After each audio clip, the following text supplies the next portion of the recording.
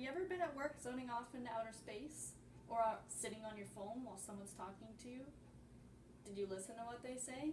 Can you recall a conversation? If you're anything like me, you probably can. In this course, I learned to take care of that problem that I have, and now everyone that converses with me has my full attention. I work in an office, as you all may know. In the beginning of the semester, we did a video about ourselves in which that I mentioned. In that office, I'm the receptionist, so communication is my life. That's all I do is communicate with people every day. That's my job. It's what I get paid for doing. So, these few steps that I'm going to talk about with you right now lead me into that process of being a better communicator. These steps include part of the listening process, which is the stopping and the looking part of the listening process.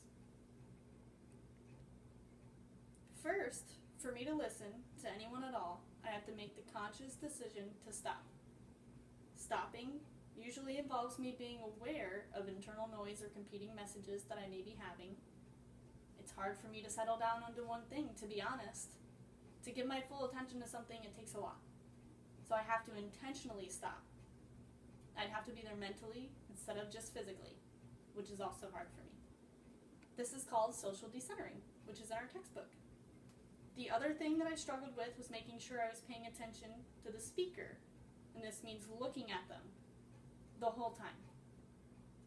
Looking means making eye contact, putting down extracurricular activities that I'm working on.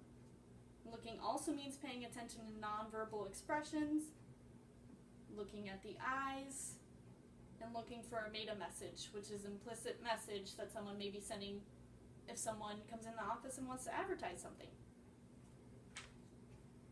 Even though I've learned so much, these tips from the listening process have had the biggest impact on my life. In fact, I can actually recall a conversation that I had last week with a patient, and instead of being on automatic, I make an effort to be personal. This has actually helped a lot with my family and friends too.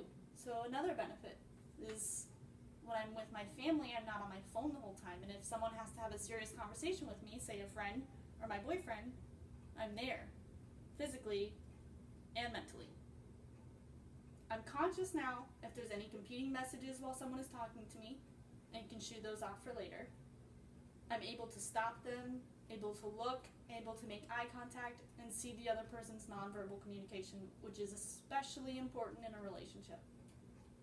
I will use this knowledge in the future to be more attentive and make my actions meaningful, like I had mentioned.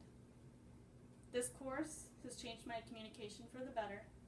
It has given me a new experience with an online class, especially the group part of it.